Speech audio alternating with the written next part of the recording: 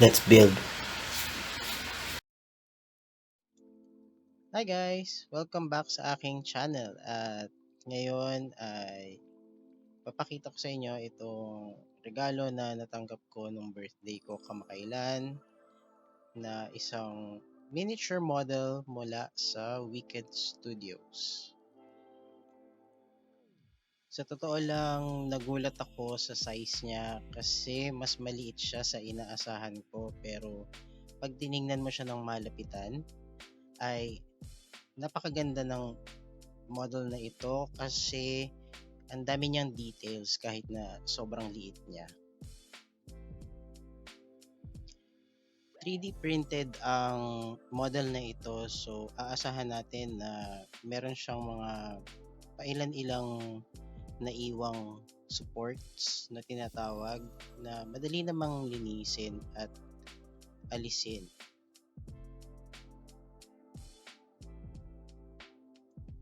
Nilinis ko na rin ng konti ang kanyang base kasi meron akong nakita na konting minor imperfections na siguro dala na rin ng pagti-3D print sa kanya. Hindi naman siya issue sa akin kasi madali namang linisin or isan at i-buff yung part na nakita ko. Itong piece na ito ay design mula sa Black Panther Wakanda Forever.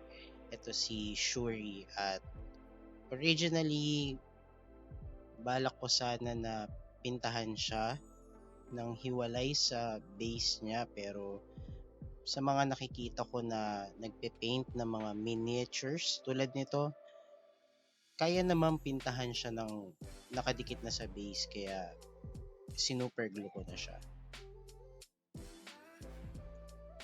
Fixed pose na ang figure na ito, kaya wala na akong ibang modification na kailangan gawin. At ngayon ay pa-primeran ko na siya para diretso na sa pagpipinta.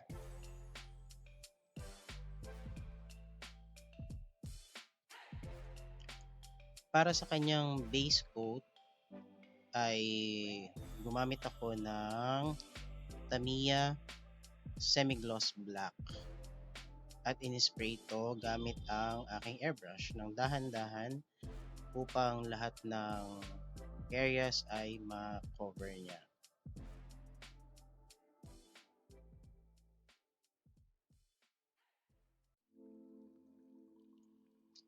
Pagkatapos patuyuin ang aking first coat ay lilipat naman ako sa hand painting para sa mga raised details niya or yung mga patterns na makikita mo sa outfit niya sa miniature model na ito.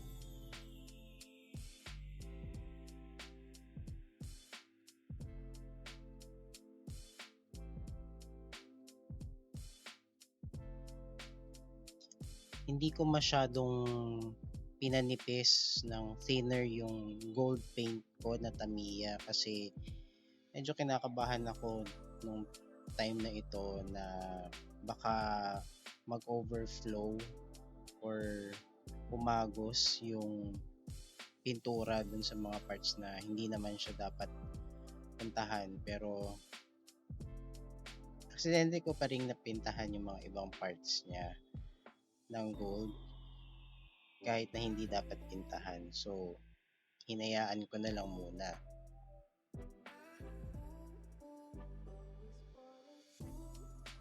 Naisip ko na pwede ko namang i-correct na lang later on yung mga errors dun sa mga napintahan na dapat ay black.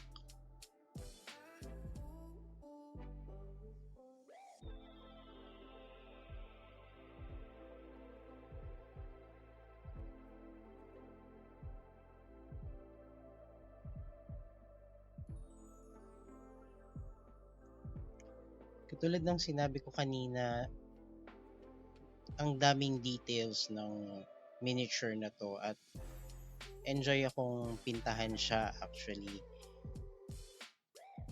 pagdating dito sa part na to, actually, makikita mo din na sinubukan ko ding i-dry brush na lang yung mga ibang details, lalo na sa kanyang ulo. Para sure ako na yung mga naka-raise lang na details ang malalagyan ng gold paint.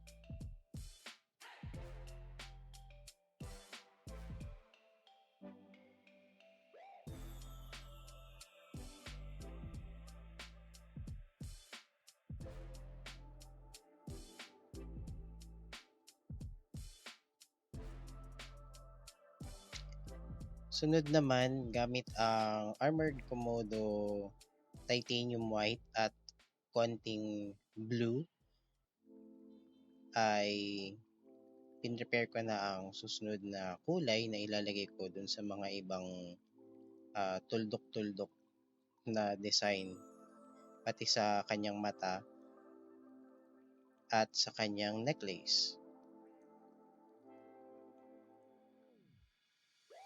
Dahil medyo mahirap i-access gamit ang paintbrush sa mata, sinubukan kong gumamit nitong needle mula dun sa pang-injection para mas kontrolado ko din yung dami ng pintura na nilalagay. Later on, lumipat naman ako sa toothpick kasi na-realize ko medyo kaya naman na siyang ikalat or i-spread dun sa loob ng mata gamit ang toothpick.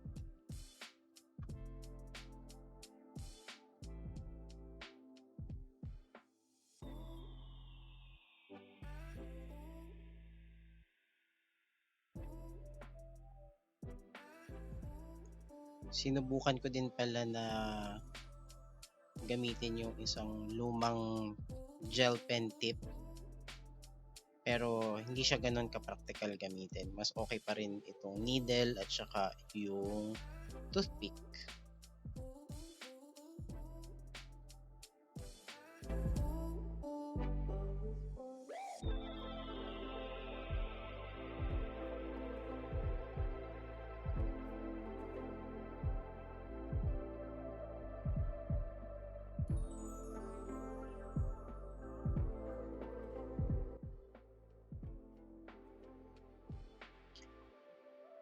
Kung mapapansin ninyo, meron akong holder or parang placeholder para sa miniature na to. Actually, yan ay ginawa ko mula sa handle ng isang sirang payong na nilagyan ko ng bottle cap sa isang side. Noong una, ginawa ko lang siya talaga para dito sa miniature na to. Pero na-realize ko mukhang magiging useful din siya kapag nagpe-paint ulit ako ng aking mga gunpla kits. Kaya sulit na DIY project siya para sa akin.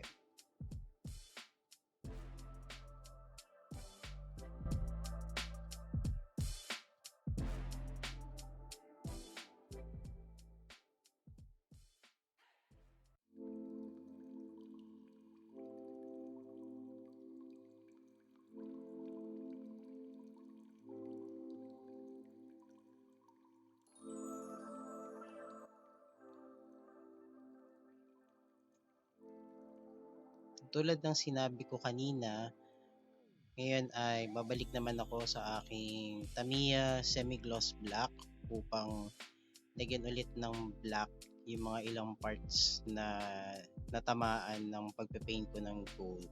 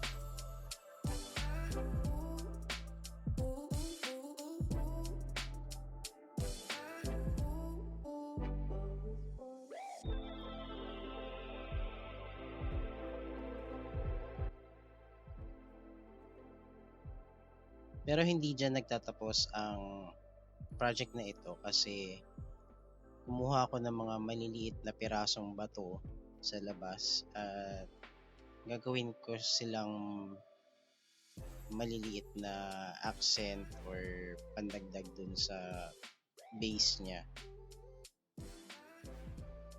Ang concept ko is magkakaroon ako ng mga konting bato-bato na may vibranium ores na nakakalat na parang galing siya sa laban or nasa kalagitnaan siya ng laban at may mga nakakalat na bato-bato. Medyo porous yung bato na to. I think ito ay mga maliliit na piraso ng hollow blocks.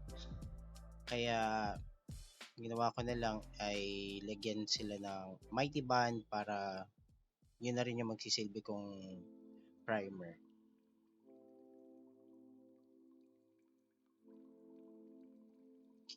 Pagkatapos ay inisprayan ko lang sila ng white na spray paint.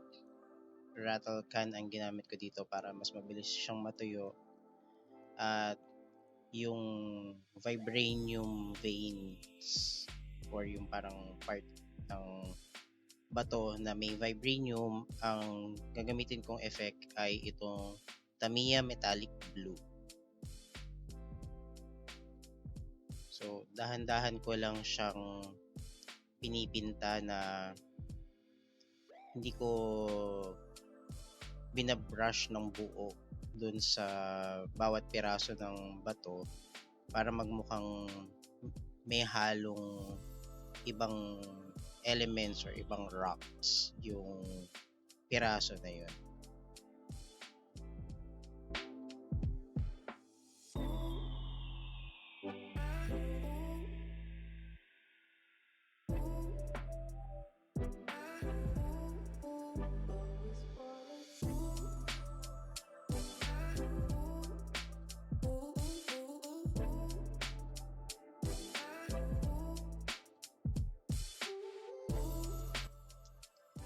Pagkatapos ng metallic blue na ito ay nilagyan ko naman siya ng top coat at sunod ay lalagyan ko naman siya ng panel wash para dun sa mga white parts para medyo muted siya or para magmukha siyang mas kapanipaniwalang bato.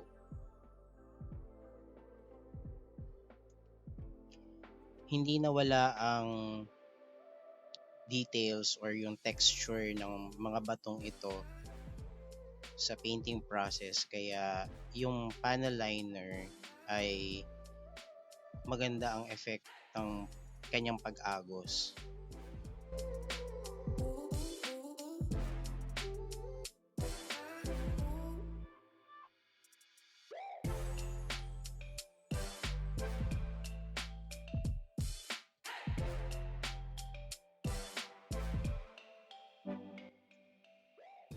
Pagkatapos ang final top coat ng miniature ay ilalagay ko naman na ang mga bato sa kanyang base.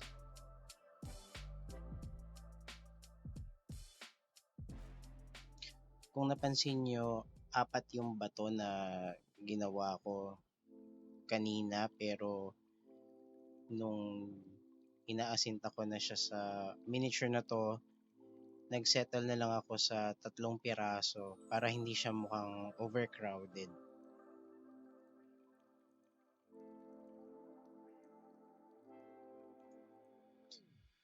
Isang bonus na lang sa ginawa kong project na ito is gumawa ako ng customized na mini case niya gamit ang lumang takip ng isang pabango at Sintra board. So, kahit na naka-display siya, hindi madudumihan yung miniature na pinintahan ko.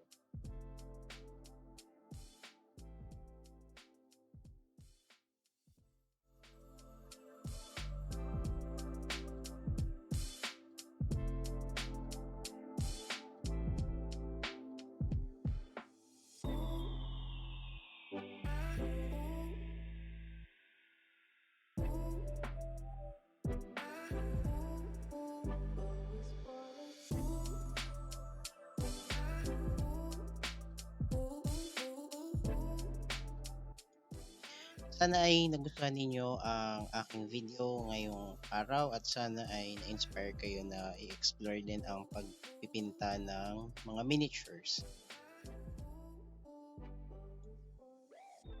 Muli, salamat sa aking kaibigan na si Miss Len sa office para sa pagre-regalo niya sa akin sa miniature na ito. Ilalagay ko din sa description ng video na ito ang link sa page ng Wicked Studios para makita nyo ang iba pa nilang mga miniatures. At syempre, kung nagustuhan nyo ang aking video, huwag kalimutang mag-comment, i-like, i-share, at kung hindi pa kayo subscribe, ay mag-subscribe kayo sa aking channel.